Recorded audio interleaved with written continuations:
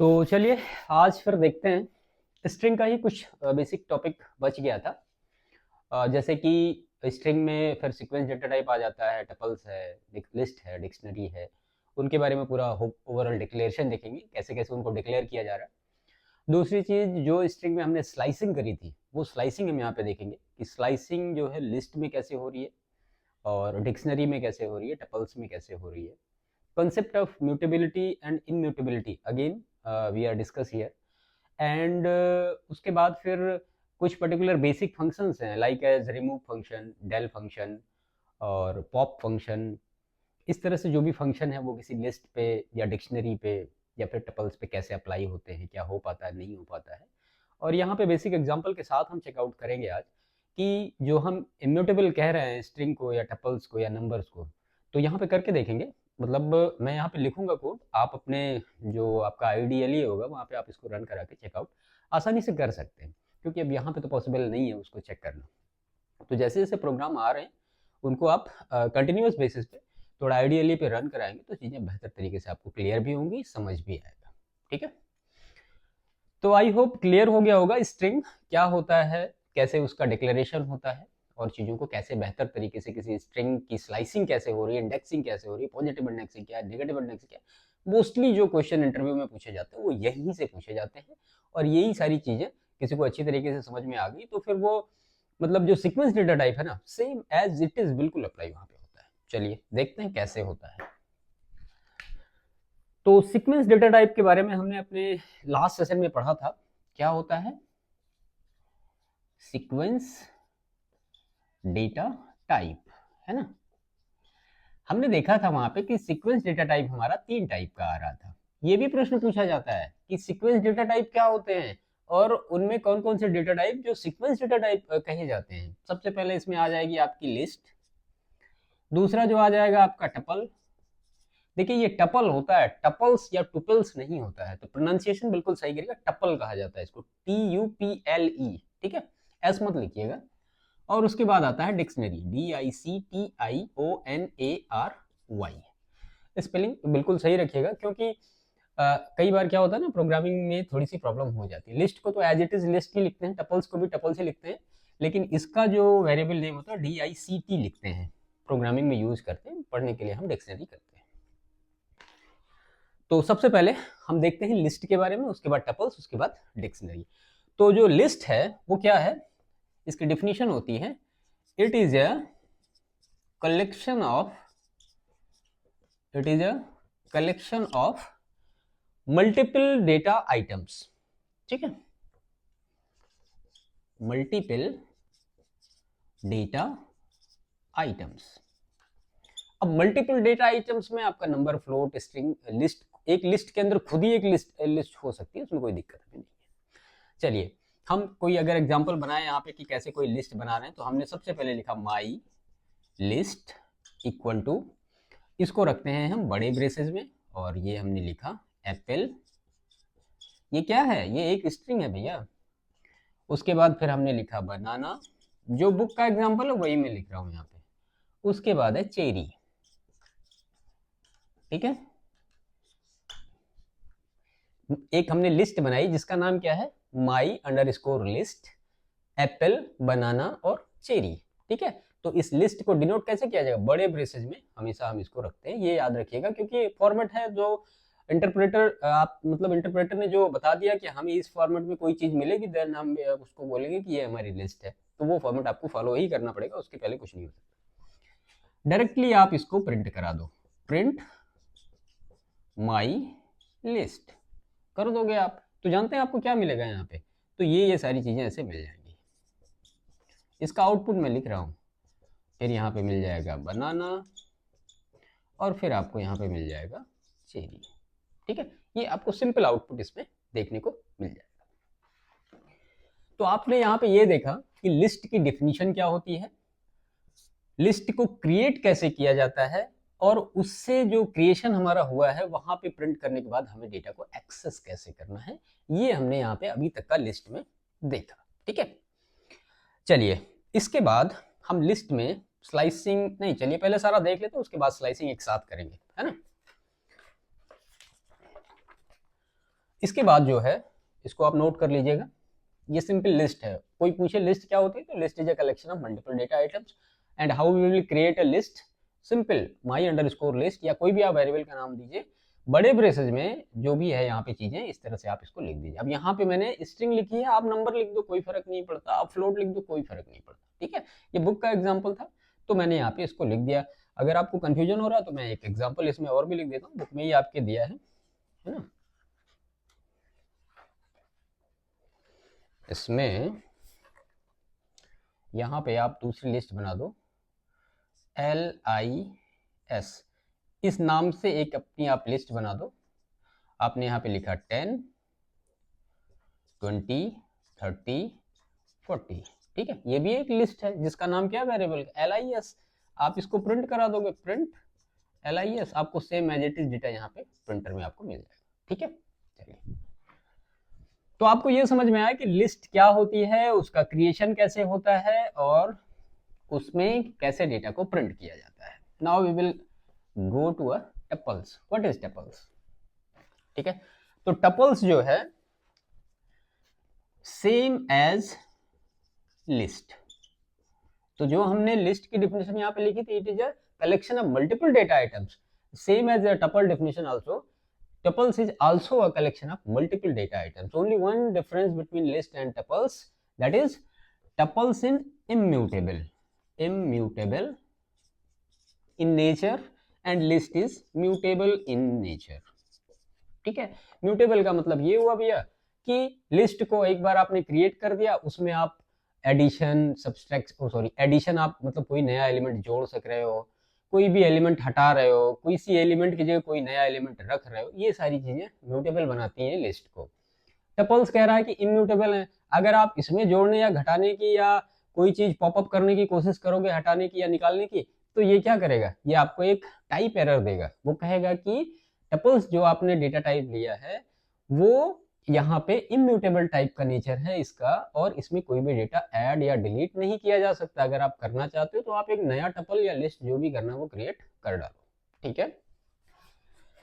बाकी सारा सेम ही है। एक अंतर और होता है टपल्स में, वो अंतर होता है इसको डिक्लेयर करने का।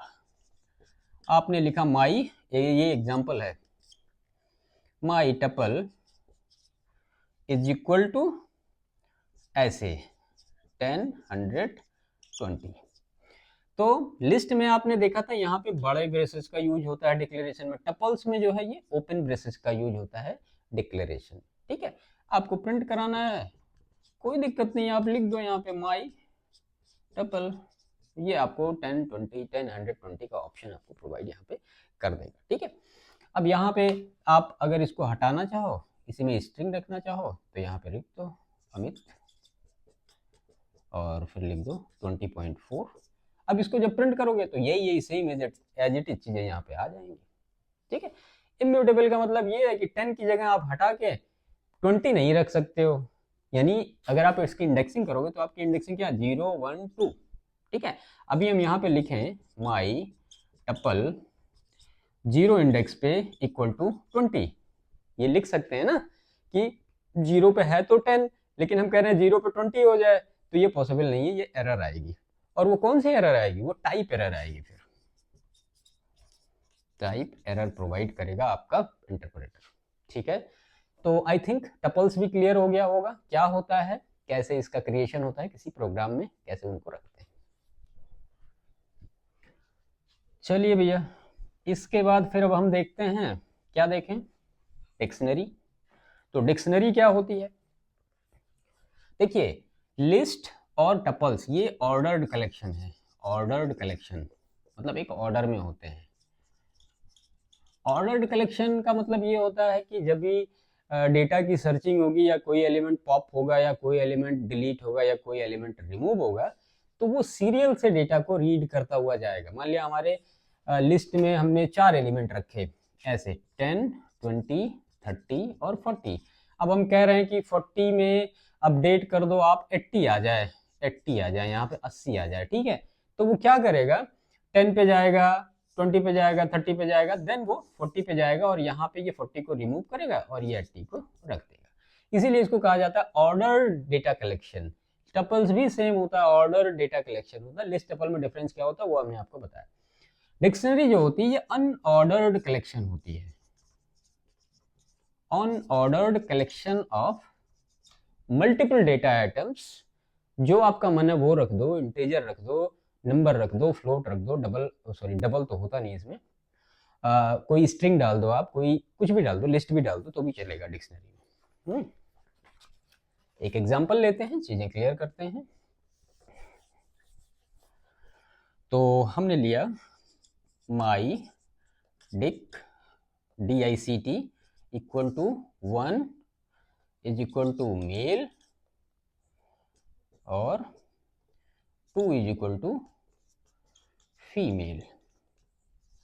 ये जो है ये करली ब्रेसेस में होता है, ठीक है। तो लिस्ट बड़े ब्रेसेस में, टपल्स ओपन ब्रेसेस में और डिक्शनरी करली ब्रेसेस में, ये बिल्कुल याद रखिएगा, ठीक है।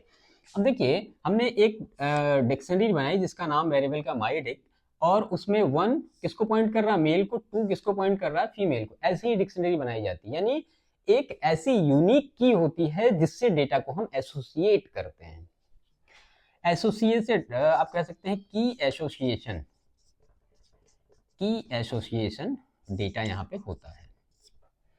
अब इसका क्या मतलब हुआ, इसका मतलब ये हुआ कि यहाँ पे जो डेटा होगा वो पेयर में होगा, ठीक है। जैसे यहाँ पे 1 के लिए क्या है, मेल है, 2 के लिए क्या है, फीमेल है ना। अब मान लिया किसी ने 2 को एक्सेस करना चाहा कि 2 पे क्या है उसकी पर्टिकुलर वैल्यू, देन ये जो इंटरप्रेटर होगा वो किसको प्रिंट करेगा, फीमेल को प्रिंट करेगा। वो 1 पे नहीं जाएगा चेक करने के लिए कि पहले 1 आएगा फिर 2 आएगा फिर 3 आएगा फिर 4 आएगा। ये डिक्शनरी का कंसेप्ट नहीं है, डिक्शनरी में ऐसा नहीं होता है। चलिए एक एग्जाम्पल दूसरा लेते हैं, फिर आपको थोड़ा और क्लियर होगा। इसको लिखा ही रहने देते हैं, ठीक है। हमने यहाँ बनाया DICT dic1 नाम का एक वेरिएबल क्रिएट किया, और इसमें हमने लिखा नेम इक्वल टू राम, ठीक है। एज इक्वल टू 24, ठीक है, कॉमा बीच में दिया। एड्रेस इक्वल टू जो भी, मान लिया कुछ भी होगा, न्यू दिल्ली या उत्तर प्रदेश, जो भी समथिंग हो, ठीक है। और मोबाइल नंबर जो भी उसका होगा। ये हमने 4 डेटा dic1 में सेव किए, ठीक है। हमने dic1 में 4 डेटा सेव कर दिए। अब सपोज करिए आप ये जानते हैं डिक्शनरी जो होती है वो म्यूटेबल टाइप की होती है, इम्यूटेबल तो हो नहीं रही है। मान लिया हमें किसी ने कह दिया यार एज 24 नहीं होना चाहिए, यहाँ पे एज जो है ये 34 होना चाहिए, आपने बाय डिफॉल्ट इसको गलत प्रिंट कर दिया, गलत सेव कर दिया, इसको चेंज करो आप, ठीक है। तो क्या करेगा वो, अपडेट, एक फंक्शन होता है अपडेट नाम का, और ये किस में अपडेट कर रहा है, dic1 में अपडेट कर रहा है। क्या अपडेट कर रहा है, एज इक्वल टू 34। बस इतना करने से ही 24-34 में बदल जाएगा, कोई प्रॉब्लम नहीं। क्यों, क्योंकि ये म्यूटेबल है, आप चेंज कर सकते हो। और जो मैं कह रहा था अनऑर्डर्ड कलेक्शन, अब देखिए यहाँ पे क्या है ना, सबसे पहले जब एज को आप अपडेट करोगे तो वो ऐसा नहीं करेगा कि नेम को चेक करेगा, एड्रेस को चेक करेगा, एज को चेक करेगा, मोबाइल नंबर को चेक करेगा, या एज को अगर हमने यहाँ लिखा होता तो सारी चीजें 1 बाय 1 चेकआउट करने के बाद वो एज पे आता, ऐसा नहीं होता है। एज पे वो डायरेक्ट पहुंचेगा, और किस हिसाब से पहुंचेगा, तो वो एक यहाँ पे हैश टेबल बनाता है। ये थोड़ा ऊपर की बातें हैं लेकिन इंटरव्यू में पूछी जाती है, इसलिए यहाँ पर डिस्कस होनी जरूरी है। हैश टेबल एक बना लेता है तुरंत, वो हैश टेबल कैसे बनती है आप देख लो एक बार, ठीक है। जब भी कोई डिक्शनरी में डेटा हम क्रिएट करते हैं उसको इस तरह से वो मेक आउट कर लेता है। यहाँ पे वो रखेगा नेम, यहाँ पे एज रखेगा, यहाँ पे एड्रेस रखेगा, और यहाँ पे वो मोबाइल नंबर रखेगा, बाकी जो रिलेवेंट डेटा है वो रख देगा वहाँ पे। अब ये जो है इसकी जो की वैल्यू है ये हमेशा क्या होगी, ये यूनिक वैल्यू होगी, यूनिक होगी, मतलब ऐसा नेम नाम का कोई दूसरा इसमें की नहीं हो पाया जाएगा। नेम होगा तो एक ही होगा, इसमें एज के लिए एक ही होगा। मान लिया हमें 10 लोगों के नाम सेव करने, तो यहाँ पे आ जाएगा और यहाँ पे वो 10 नाम आ जाएंगे इस तरह से, ठीक है। तो वो क्या करेगा, ये सारी जो यूनिक वैल्यू है इससे वो डेटा को पुट अप करेगा। अब वहां पे एक फंक्शन यूज होता है, थोड़ा आपको हो सकता है दिक्कत हो इससे, कि mod 10, ठीक है।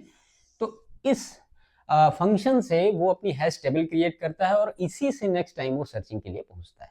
आप इतना खाली याद रखिए कि डिक्शनरी में जो सर्चिंग होती है वो अनऑर्डर्ड होती है, और अनऑर्डर्ड डेटा को कैसे वो सर्च आउट करता है, तो के मॉड 10 ये याद रखिएगा बस, कि इसके बेसिस पे वो डेटा को सर्च करता है, तो वो थोड़ा जल्दी हो जाता है, फास्ट हो जाता है। अदरवाइज मान लिया हमने 100 इस तरह से पर्टिकुलर की दे दिए और 100 को खोजता फिरेगा तो बड़ी दिक्कत हो जाएगी, है ना।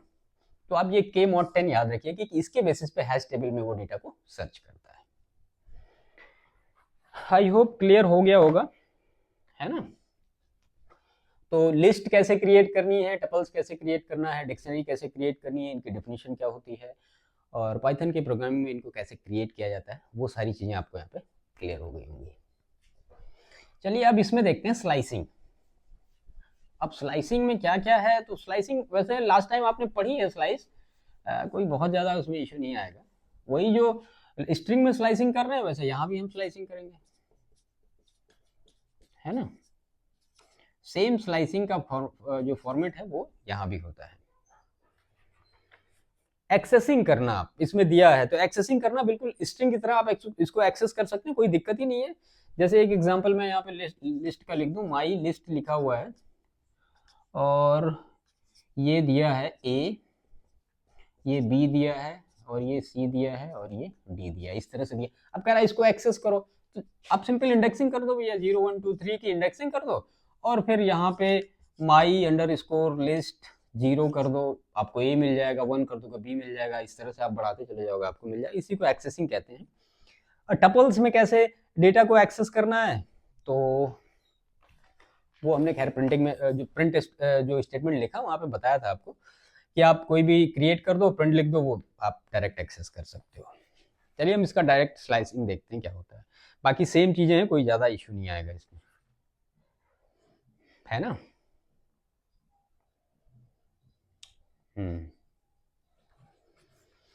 तो स्लाइसिंग का फंडा आपको याद होगा, स्लाइसिंग हो कैसे रही है, किस बेसिस पे हम स्लाइसिंग को करते हैं, है ना।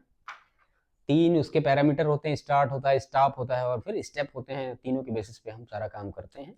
एज ए इंडेक्सिंग अगर आपको नहीं पता तो फिर यहाँ पे थोड़ी सी दिक्कत होगी। आप समझ रहे हैं कि without indexing slicing is not possible. कई बार प्रश्न पूछ लिया जाता है कि अगर आपने इंडेक्सिंग नहीं करी है तो स्लाइसिंग कैसे होगी। चलो मैं एक लिस्ट ले रहा हूं, माई लिस्ट इक्वल्स, लिस्ट को कैसे कर रहे हैं भाई, बड़े ब्रशेस से कर रहे हैं, 1 2 5 4 एंड 5। ये बुक का एग्जाम्पल है, वही मैंने लिया है। अब ये बोल रहा है प्रिंट स्टेटमेंट में जाके, print my underscore list is equal to colon. हाँ, अब बताइए इसके बारे में आप क्या कहेंगे, यहाँ पे क्या प्रिंट होने वाला है। ठीक है, स्लाइसिंग आपको क्लियर है तो फिर यहाँ पे कोई दिक्कत ही नहीं है। देखिए ये इस तरह से लिखा गया ना, माई लिस्ट, एक इधर इसके जगह खाली होगी, एक इधर इसके जगह खाली होगी, 3 पैरामीटर होते थे उसके, तो यहाँ पे तो स्टार्ट हो जाएगा, और फिर यहाँ कोलन लगा दो, फिर आपको स्टॉप मिल जाएगा, फिर एक कोलन लगा दो, फिर यहाँ पे स्टेप मिल जाएगा। यहाँ पे स्टार्ट और स्टॉप दिया गया, स्टेप दिया ही नहीं है।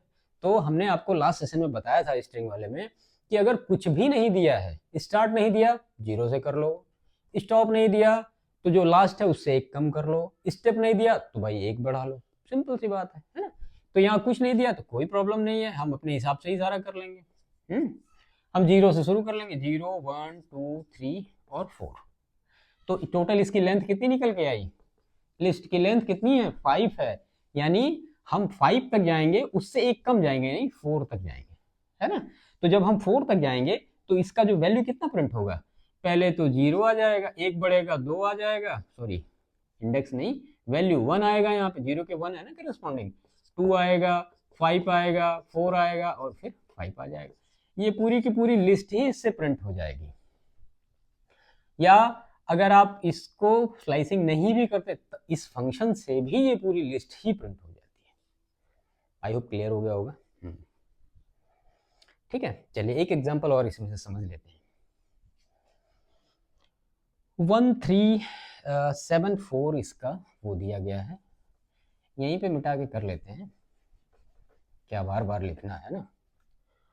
ये है 1 3 7 और 5, 1 3 सॉरी 7 4 भी है बीच में, 4 और 5। ठीक है, ये एक लिस्ट दी गई है और ये प्रिंट क्या कराना चाह रहे हैं भैया, ये बोल रहे हैं कि हमें माई लिस्ट अंडर स्कोर और प्रिंट करके दे दो 2। अब बताइए क्या होगा। तो विदाउट इंडेक्सिंग कैसे आप कर पाओगे, इसीलिए कह रहे होते इंडेक्सिंग बहुत इंपॉर्टेंट है, इंडेक्सिंग समझनी जरूरी है। यहाँ पे करो 0 1 2 3 एंड 4। देखो आप स्टार्ट इसमें कुछ नहीं दिया तो स्टार्ट कहाँ से करोगे, 0 से। हमने 1 प्रिंट किया। स्टॉप इसमें कहाँ तक दिया है, 2 तक का दिया है, तो 2 से आप एक कम ही करोगे, तो 2 से एक कम आओगे तो आप खाली 3 पे पहुंच पाओगे, यहाँ तो जा नहीं पाओगे। तो 1 और 3 नाम की एक जो लिस्ट है ये प्रिंट हो जाएगी। आई होप क्लियर हो गया होगा, इसमें ज्यादा कुछ करने की आवश्यकता नहीं, जैसे स्ट्रिंग में आप कर रहे थे वैसे करते रहिए। हाँ, एक और एग्जांपल देख लेते हैं, इसमें काफी मजेदार एग्जांपल है। देखिए जहां मैं समझता हूं कि दिक्कत हो सकती है उसको मैं करा देता हूं, है? ये है 0 2 7 5, 0 2 7 एंड 5। ठीक है, अब ये प्रिंट कराना चाह रहे हैं, ये प्रिंट माई लिस्ट। किसको प्रिंट करा रहे हैं, ये ऐसे ऐसे ऐसे 2। अब बताइए, स्टार्ट नहीं दिया, स्टॉप नहीं दिया, सिर्फ स्टेप दिया है इन्होंने, तो कोई बात नहीं है। स्टार्ट अगर नहीं दिया तो हम 0 से शुरू कर लेंगे, है ना। अगर स्टॉप नहीं दिया तो टोटल लेंथ कितनी है यहाँ पे, 4 है, 4 से एक कम यानी 3 पे आ जाएंगे। कितनी बार इसको स्टेप कर रहे हैं, 2 बार में।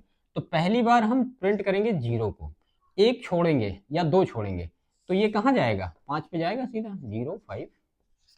भाई 2 छोड़ रहे हैं ना, तो यहाँ पे A 0 7, एक मिनट,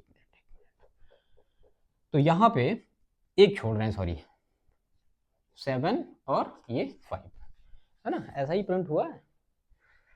0 प्रिंट हो गया, 2 का हमने दिया, 1 2, 1 का स्पेस करते तो यहाँ पे 1 पे आता और ये 2 पे जा रहा है ना। तो 0 से फिर हम 2 पे आएंगे, ठीक है, 7 पे आएंगे, और उसके बाद फिर ये देखिए एक एलिमेंट हमने यहाँ पे मिस कर दिया है, यहाँ बीच में 4 भी दिया है और 5 भी दिया है ना। तो पहले 0 पे जा रहे हैं, एक छोड़ के हम 7 पे आ रहे हैं, और फिर एक छोड़ के हम 5 पे जा रहे हैं, तो 0 7 5 इसलिए प्रिंट हुआ। आई होप समझ में आया होगा, मेरे से थोड़ा सा इधर उधर हुआ, ये नंबर छूट गया था बीच में, ठीक है। तो इसमें वैल्यू लिस्ट की कितनी, 0 2 7 4 5। अब इस तरह से अगर हम करेंगे तो 0 7 5 हमें मिल जाएगा। आई होप क्लियर हो गया होगा। चलिए एक फंक्शन देखते हैं कैनकैटिनेशन का।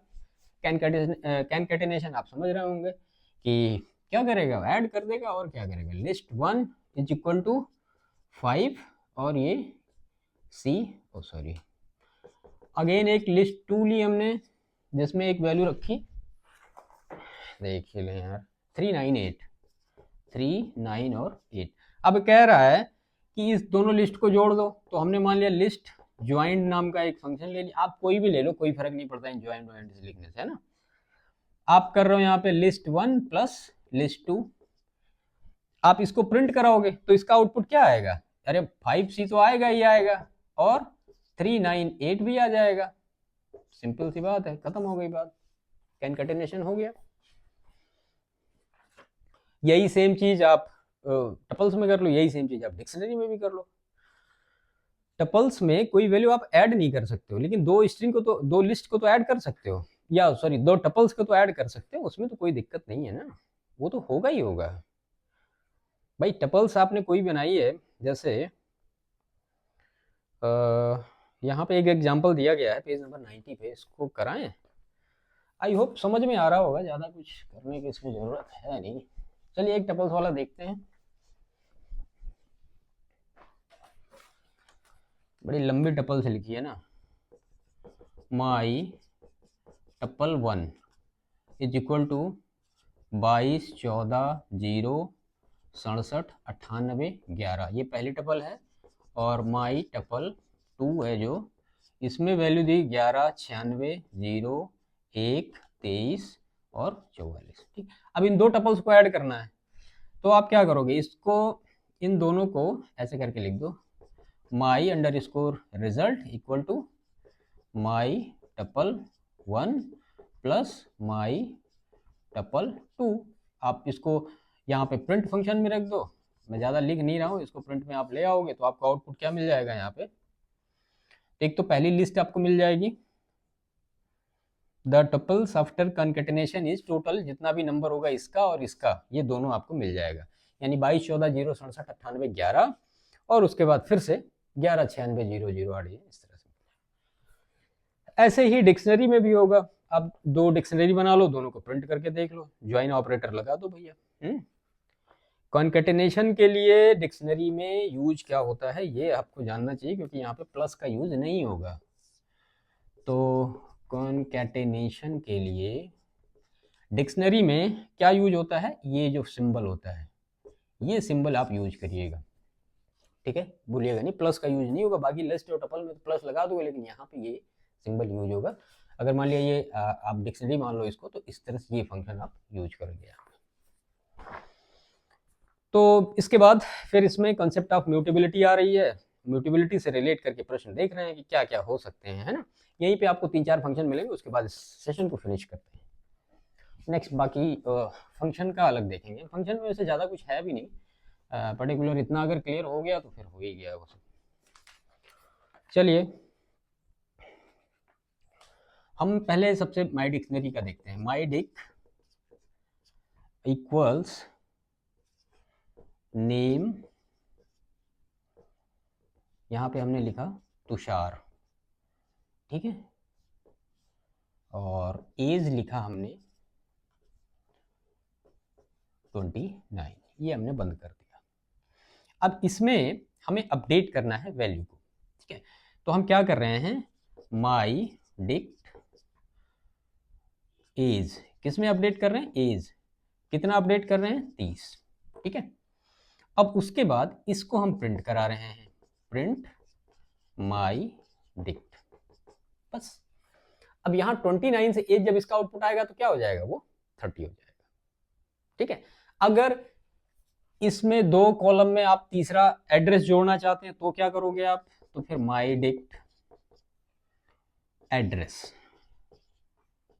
ADDRESS एड्रेस, कौन सा एड्रेस, जो इसमें लिखा वही लिख दो आप, न्यू दिल्ली लिख दो, सिंपल है, ठीक है, न्यू दिल्ली। अब आप जब प्रिंट कराओगे माई डिक्ट को, तो ये जो एड्रेस आपने जोड़ा इसके बाद जुड़ के आ जाएगा, आपका प्रिंट हो जाएगा, करके देखिएगा, होगा ये सारा, ठीक है। हम आते हैं टपल्स पे और स्ट्रिंग पे, दो जो हैं इम्यूटेबल है ना, तो वो समझना हमें जरूरी है कि उसमें क्या क्या प्रॉब्लम आ सकती है। ये सब चीजें तो आसान है। देखिए एक हमने टपल लिया, उसका नाम है वेरिएबल का माई टपल, और इसके अंदर जो वैल्यू रखी गई 5 7 10 और 9, ये वैल्यू इसमें रखी गई है। अगर इसकी इंडेक्सिंग करो तो 0 1 2 3, हम यहाँ पे लिख रहे हैं माई टपल इंडेक्स हमने 2 पे लिया, और हम कह रहे हैं यहाँ पे ये 100 ऐड कर दो। उसके बाद हमने कहा प्रिंट माई टपल। ये आप जानते हैं टपल इम्यूटेबल टाइप का डेटा है, 2 जो इंडेक्स है उस पर 10 नंबर है, हम कह रहे हैं 2 नंबर पे आप 100 नंबर को डाल दो, ठीक है। अब ये आपको क्या एरर देगा, ये एरर करेगा आपको, बुक में भी लिखा है type error, tuples object does not support item assignment, है ना। तो ये जो है टाइप एरर प्रोवाइड करने वाला है आपको, अगर आप इस प्रोग्राम को रन कराओगे तो।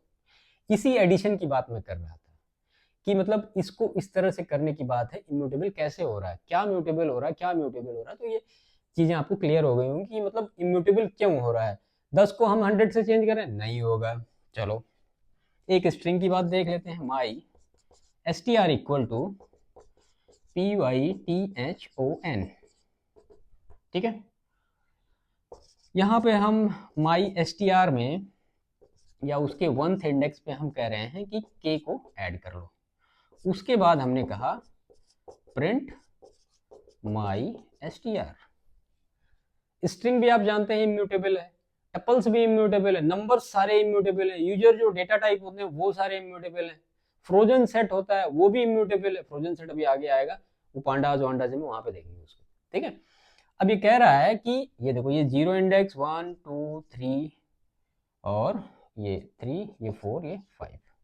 अब ये कह रहा है कि y की जगह k रख दो, मैं चाहता हूं पी वाई की जगह पी के हो जाए, तो क्या पॉसिबल है? नहीं, ये भी सेम एरर आपको देगा, टाइप एरर। कोई बोलेगा कि भैया हम तो इम्यूटेबल टाइप पे हमको ऐसा बना के रखा कि हम अपडेशन कर ही नहीं पाएंगे। ठीक है, चलो बाकी डिक्शनरी में आपने देखा है कि चेंजमेंट कैसे हो रहे हैं कैसे नहीं हो रहे हैं। ठीक है, रेप्लिकेशन ऑपरेटर स्ट्रिंग में था बिल्कुल ऐसे ही है। यहाँ पे एक देख लीजिए एग्जांपल, लिस्ट का कैसे रेप्लिकेशन हो रहा है। List 1 equal to 5a। ठीक है, अब अगर किसी ने लिखा, रेप्लिकेशन ऑपरेटर क्या है आपको याद आ रहा है? लिस्ट 1, ये मल्टीप्लाई जो है ये है। अब ये क्या कह रहा है, ये 3 बार 5a को प्रिंट करेगा। इसी को तो कह रहे हैं हम कि रेप्लिकेशन ऑपरेटर है, रेप्लिकेशन ऑपरेटर है ये। ठीक है, inserting one item to desired location using method insert. ये फंक्शन बहुत जरूरी है, फंक्शन याद होना चाहिए आपको, क्योंकि वो सीधा सीधा पूछ लेते हैं कि भाई जो रेप्लिकेशन ऑपरेटर है वो क्या करता है, इंसर्ट ऑपरेटर क्या करेगा, उसके पर्टिकुलर पैरामीटर क्या है। तो हम खाली पर्टिकुलर फंक्शन को देख रहे हैं, बाकी एग्जाम्पल के लिए आप बुक का यूज करिए, वो बेहतर रहेगा। इंसर्ट, और ये लिखा गया है यहाँ पे लिस्ट 1 डॉट इंसर्ट, उसके बाद 3 और 23। ठीक है, इसके ऊपर जो लिस्ट 1 है वो लिखी गई है 1, 9, 10 और 11।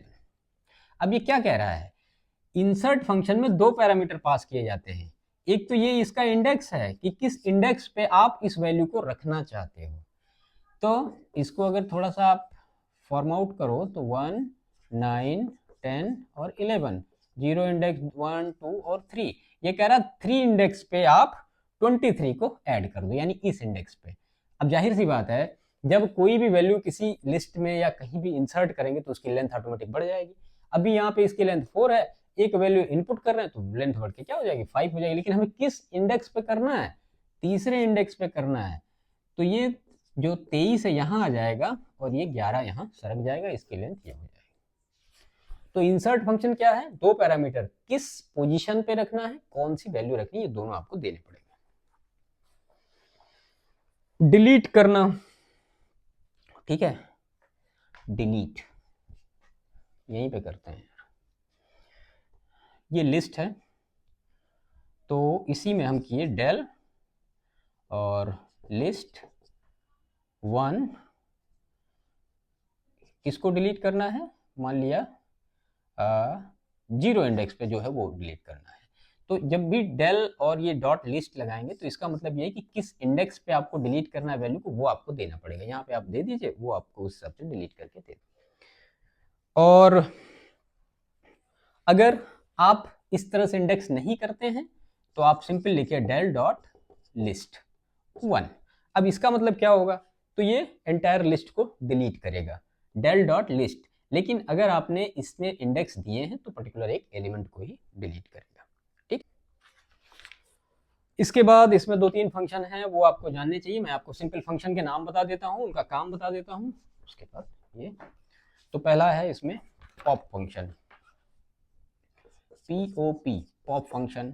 दूसरा है रिमूव फंक्शन, तीसरा है क्लियर फंक्शन। ठीक है, और तो इसमें कोई ऐसा है नहीं, बाकी हो ही गए हैं सारे, है ना। पॉप ऑफ ही है, मीन और मीडियन, मोड, मैक्सिमम, मिनिमम, ये सारा आप जानते हैं, इसमें कुछ बताने नहीं। देखिए पॉप फंक्शन क्या करता है, पॉप फंक्शन ये करता है कि किसी भी पर्टिकुलर लिस्ट के जो इंडेक्स पे आप यहाँ पे देंगे उसको वो डिलीट कर देगा। ठीक है, अगर आप यहाँ पे कुछ नहीं देंगे, खाली देंगे, तो लास्ट वाला जो इंडेक्स उसको मिलेगा वो डिलीट कर देगा। ठीक, रिमूव, रिमूव क्या करता है यहाँ पे कि जो रिमूव फंक्शन होता है इसमें लिखा गया है कि रिमूव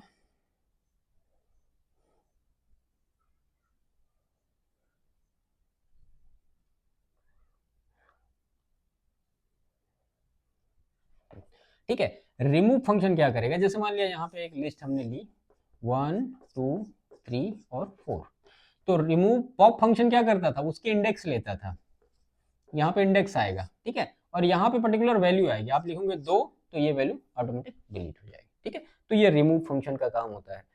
क्लियर फंक्शन क्या करता है, वो पूरी कंप्लीट लिस्ट को ही डिलीट कर देगा, कंप्लीट लिस्ट को क्या करेगा, डिलीट कर देगा।